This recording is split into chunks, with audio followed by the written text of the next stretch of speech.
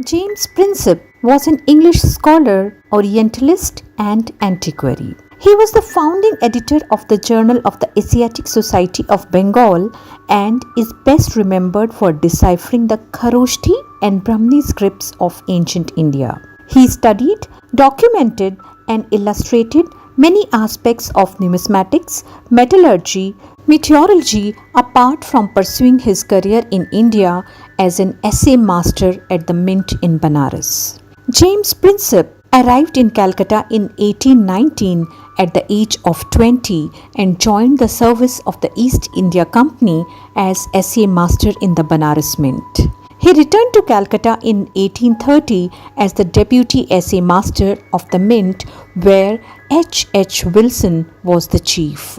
In 1832, he succeeded Wilson and remained in the post until 1833 when he had to return to England because of his illness. James Princip died on 23 April 1840 at the age of 41 years. During James Princip's years in the Mint, he reformed weights and measures, introduced a uniform coinage, and devised a balance so delicate as to indicate the 3,000th part of a grain. Princip was indeed a many-sided genius. He was an excellent architect as well. While at Banaras, he completed the Mint building according to his own plan and also built a church. He was on the committee for municipal improvements and improved the drainage system of the city by constructing a tunnel. He also built a bridge over the Karmansa and restored the mosque of Aurangzeb. Princip is justifiably famous as the antiquarian who gave Indian archaeology a new life. For years to come, Indian archaeology followed the pattern of research set by him in all its branches, but particularly in numismatics and epigraphy. In a few years of thrilling excitement and incredible industry, Princip, aided by others in India and Europe, made perhaps more discoveries in Indian archaeology than were made in the whole half-century before. Princip, who had earlier helped his chief in the Mint, Dr. H. Wilson, also then secretary of the Asiatic Society with the classification and engraving of coins, kept up his interest in ancient coins. He succeeded to the secretaryship of the Asiatic Society on Wilson's return to England and started his own journal in 1832. The Journal of the Asiatic Society of Bengal.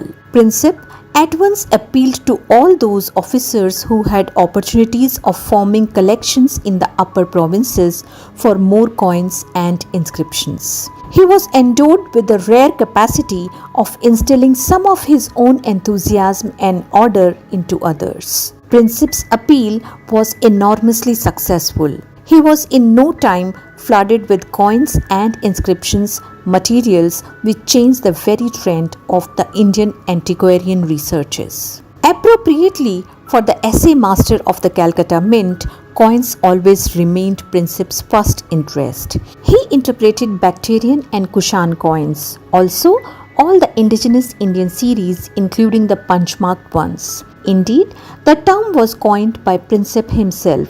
The series of the autonomous republics, the Gupta series, and so on. It was Princip who propounded the theory of the descent of Gupta coins from the Kushana prototypes, and this discussion also brought him to the question of the different stages in the technique of coin manufacture in India. He recognized the three stages represented by the punch-marked, the die-struck, and the cast coins. But the crowning achievement of all his labors over the decade was the decipherment of the Brahmi script and the consequent clearing up of many of the mysteries of ancient Indian history. Thus, more than 40 years after 1788, Sir William Jones's hope was realized when Princip was able to produce the key to unlock all the remaining secrets of the Brahmi script. However, it is only fair to remember that much of the Brahmi script had already been deciphered before the final achievement of Princip.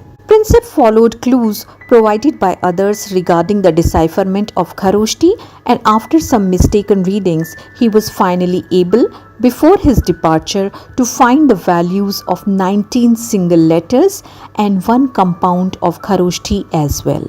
It may also be mentioned that the idea of the corpus inscriptionum indicarum also goes back to the time of Prinsep and to his idea. Prinsep literally worked himself to death.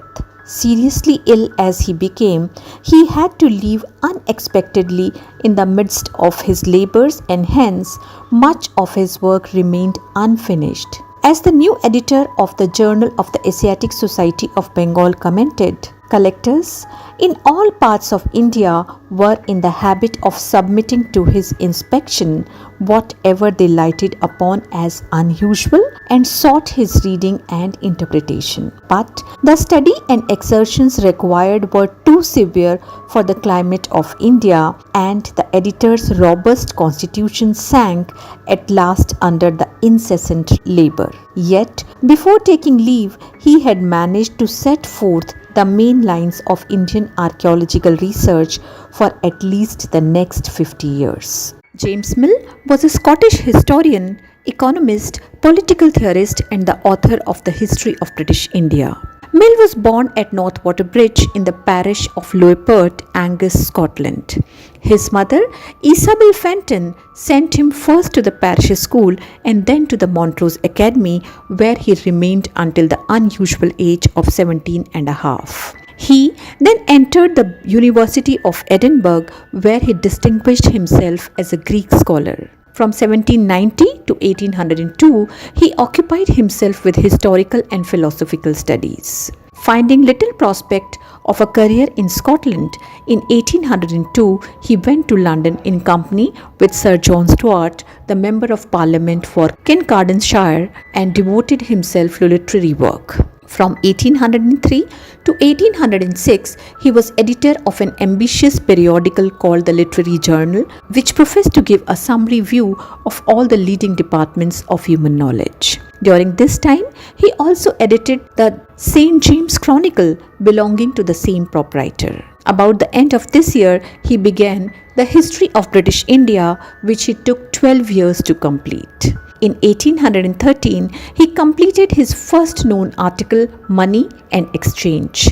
He also wrote on Spanish America, China, Francisco de Miranda, the East India Company, and the liberty of the press. In 1818, the History of British India was published and obtained a great and immediate success. The year following, he was appointed an official in the India House in the important department of the Examiner of Indian Correspondence. He gradually rose in rank until he was appointed in 1830 head of the office.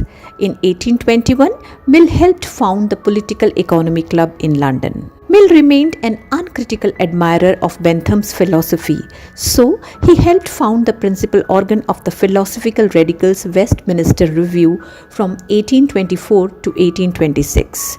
He was a follower of Bentham, believed people need to be educated so as to best be able to figure out what is their own best interest. From 1831 to 1833, he was largely occupied in the defense of the East India Company during the controversy attending the renewal of its charter. He also cooperated to establish the London University in 1825. History of British India, Volume 3, was his greatest literary monument. The materials for narrating the acquisition by England and of its Indian Empire were put into space for the first time. A vast body of political theory was brought to bear on the delineation of the Hindu civilization, and the conduct of the actors in the successive stages of the conquest and administration of India was subjected to a severe criticism. The work itself and the author's official connection with India for the last 17 years of his life effected a complete change in the whole system of governing the country. Mill believed in the philosophical theories of the French Revolution. From the view of the French Revolution theories, he believed that the rights of man and the absolute equality of men to the claiming of securities for good government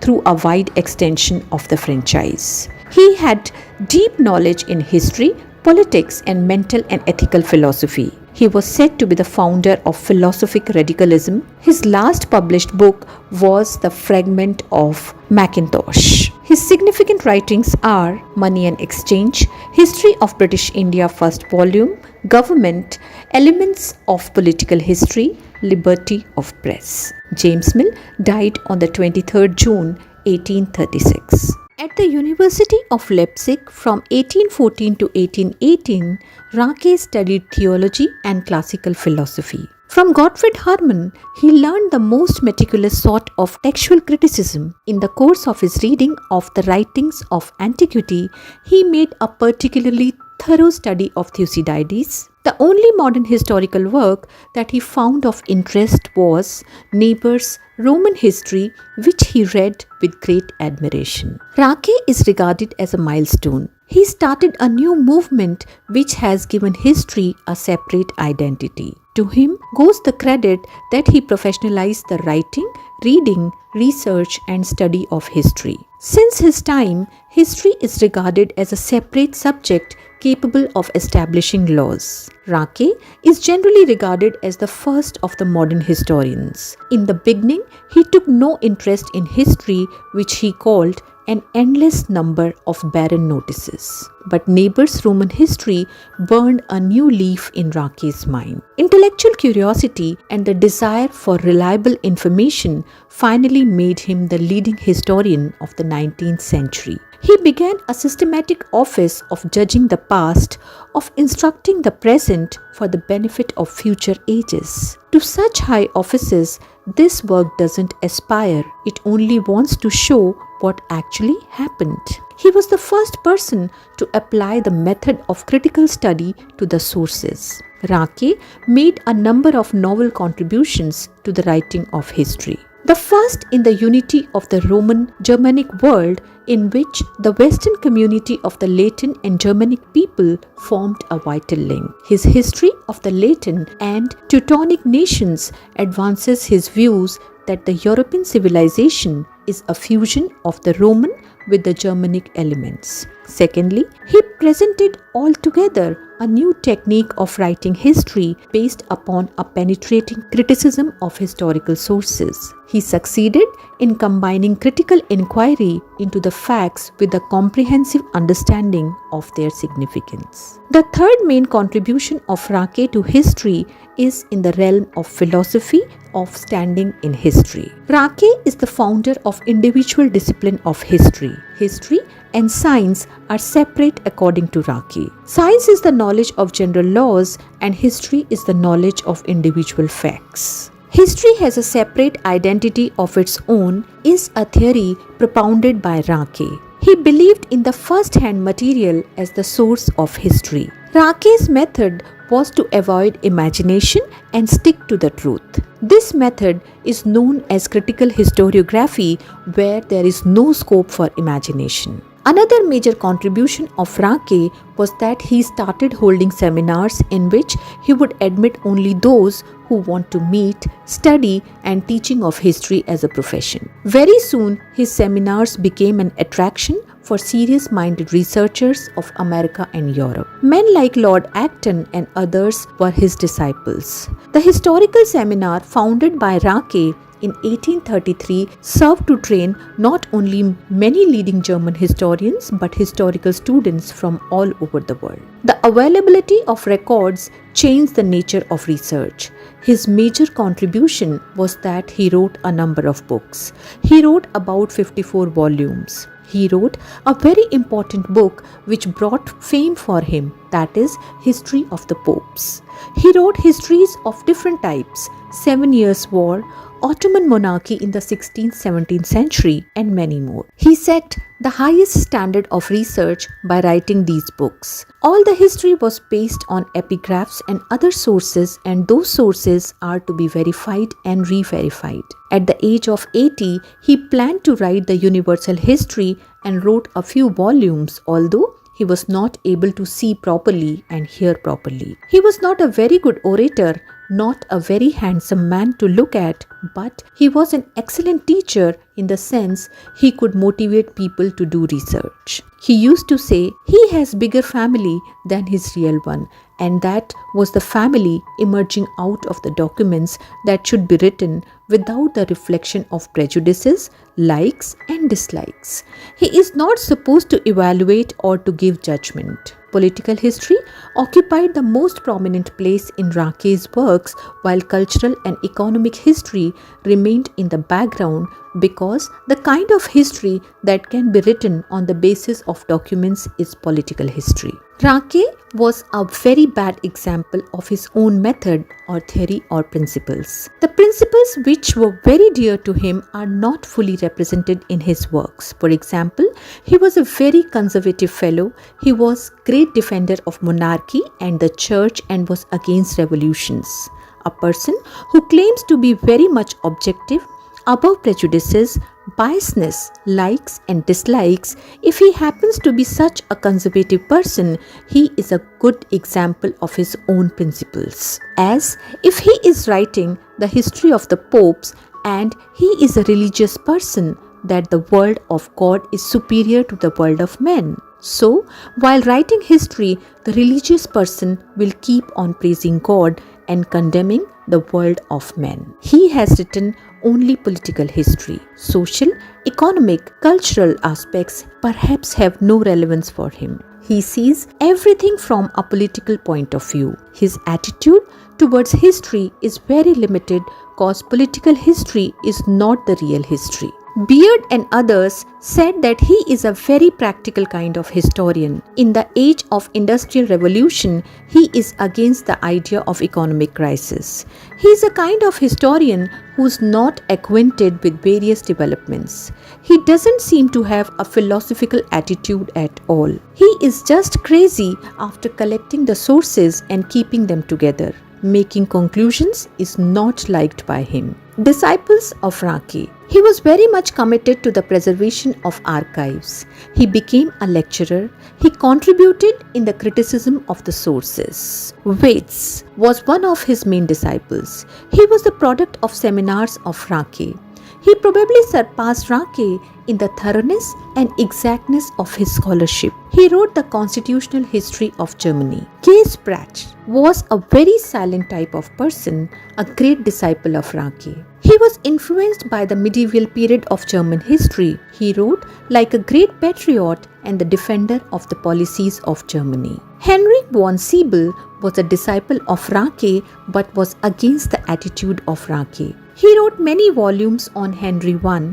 He came in politics. First, he was a critic of Bismarck. Afterwards, he became a supporter of Bismarck. By criticizing Pratt, he got a lot of publicity. Rake wanted to divorce the past from the attitude of present, but Siebel was against it. The important factor is that his contribution is so great that these drawbacks can be overlooked, as it was he who professionalized the study, teaching and writing of history. After the training of historians, he started the method of seminars.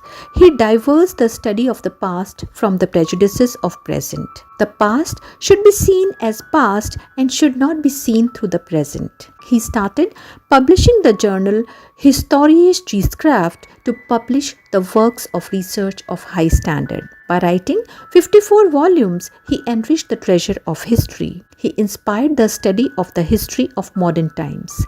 He developed a scientific approach towards the study of research. He developed a methodology towards the study of history, as he had the theory of evidence. Therefore, Acton was not wrong in calling Rake almost the Columbus of modern history. He is the high priest of historicism, which means that history determines each event but doesn't justify it. No single writer after James Mill and Vincent Smith has so deeply influenced the writing of Indian history as Damodar Dharmanand Kaushambi. Dying rather prematurely, Kaushambi left behind him, besides several papers and articles, the following major works: An Introduction to the Study of Indian History, The Culture and Civilization of Ancient India in Historical Outline, Exasperating Essay Exercises in the Dialectical Methods and Myth and Reality, Studies in the Formation of Indian Culture. Of these, the first two works revolutionized Indian historiography. D.D. Koshambi is best known as a mathematician, but he is endowed with a truly Renaissance versatility. His formula for chromosome distance occupies a central place in classical genetics. His work on coins makes the numismatics of hoards into an exact science. An unrivaled collection of microliths, the discovery of a Brahmani inscription at Karle and of a remarkable number of megaliths with rock engraving form substantial contributions to archaeology. His editions of the poetry of Bhartrihari and of the oldest known Sanskrit anthology are landmarks in Indian text criticism. A fundamentally new approach to the study of Indian history, scientific methodology, and modern technique of interpretation, selection, and analysis of basic problems make the presentation vivid and absorbing. Koshambi's work is most refreshing in its range of new material, original discoveries of megaliths, microliths, rustic superstition, and peasant customs. He explains how to gain an insight into the past by examination of the monuments, customs, and records. For this, makes an impressive use of scientific methods in many fields like archaeology, ethnography, and philology. Works of Koshambi are an introduction to the study of Indian history, myth and reality, studies in the formation of Indian culture, the culture and civilization of ancient India, and historical outline, Indian numismatics. Koshambi's first book, An Introduction to the Study of Indian History, published in 1956, was a shift from what he professionally stood for. He had little use for a chronological narrative in history, since he argued that chronology for the early period was too obscure to be meaningful. For him, history was the presentation order of successive developments in the means and relations of production. Because of the reliable historical records, he argued that Indian history would have to use the comparative method. This meant a familiarity with a wide range of historical works. Koshambi's own familiarity with classical European history is evident in his writings.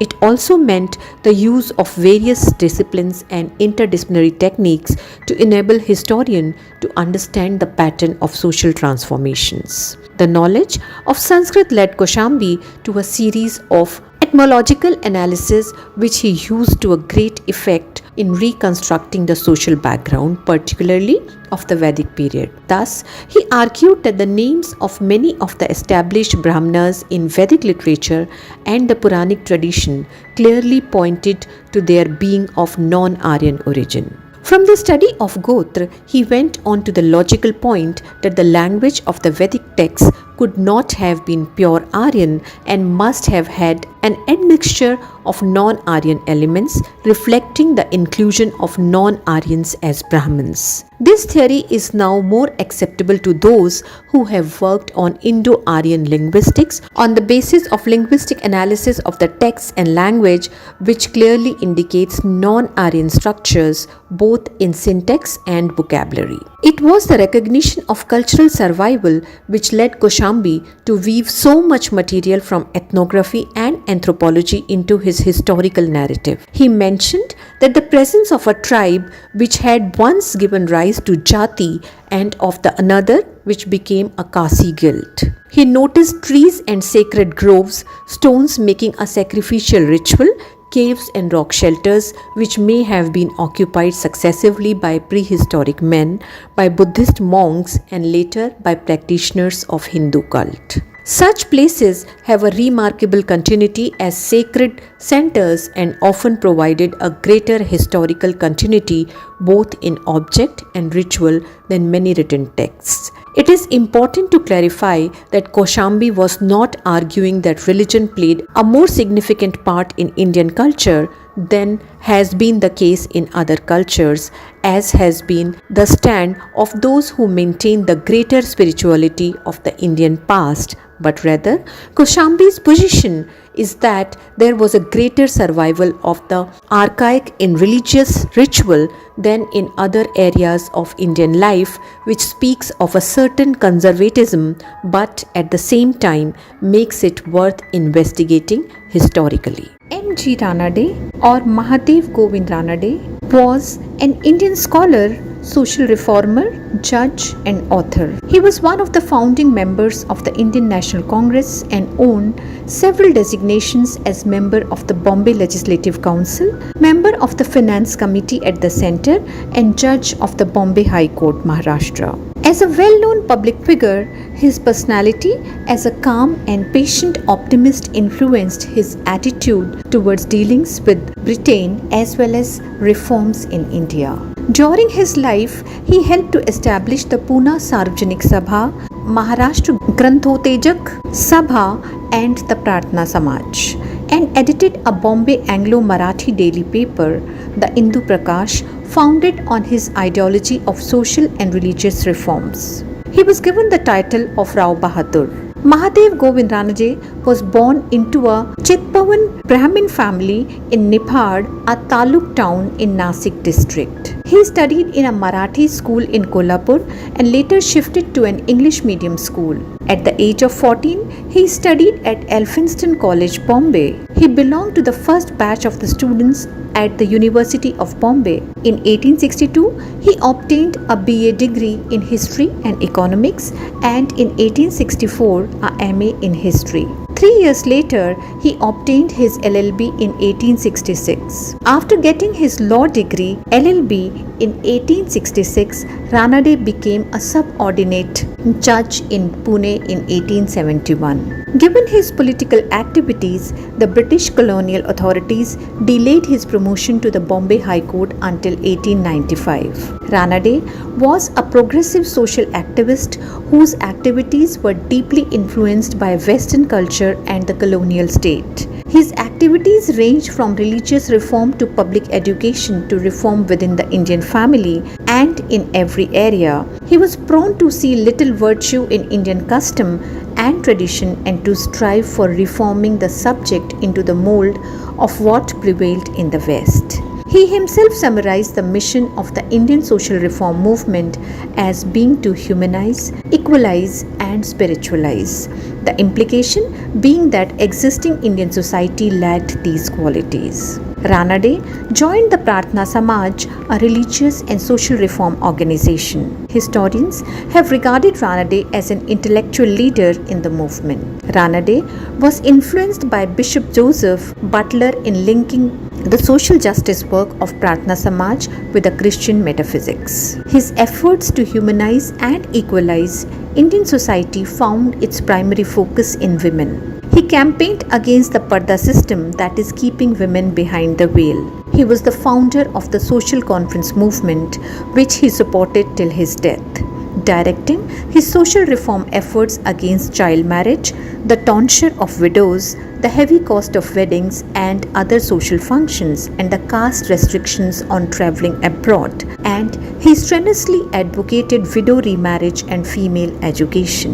In 1861, when he was still a teenager, Ranade co-founded the Widow Marriage Association, which promoted marriage for Hindu widows and acted as native compradors for the colonial government's project of passing a law permitting such marriages. He chose to take prayaschit, that is religious penance, in a Panchhaud mission case rather than insisting on his opinions. In 1885, Ranade, along with Vaman Abaji Modak and historian Dr. R.G. Bhandarkar, established the Maharashtra Girls Education Society to start Huzurpag, the oldest girls' high school in Maharashtra. Ranade was in his 30s when his first wife died.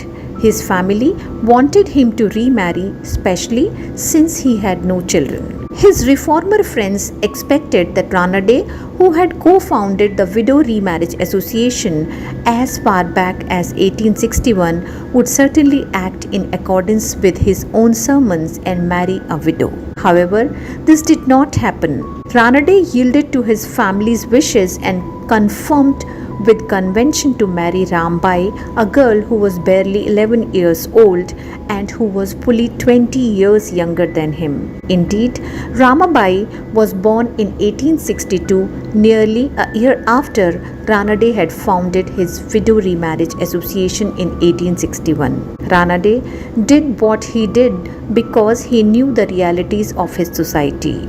He knew that if he married an already married woman, any children born to her would be treated like illegitimate outcasts by his society. The really poignant thing about the whole affair is that after facing so much ridicule and so many accusations of hypocrisy, Ranade was not fated to receive the blessing he craved so ardently, and his second marriage also remained childless. In any case, the wedding was held in full compliance with tradition and the marriage was certainly a happy one. Ramabai was a daughter of the Kurlekar family, which belonged to the same caste and social strata as Ranade. The couple had an entirely harmonious and conventional marriage.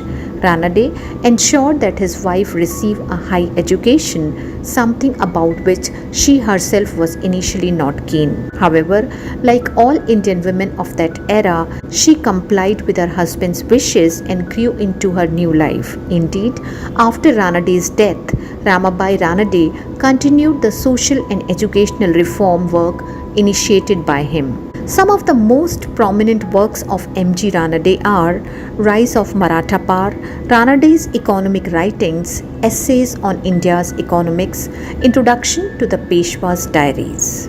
If you want to know about any other topic, please leave it in the comment box so that I can come back with it. Thank you.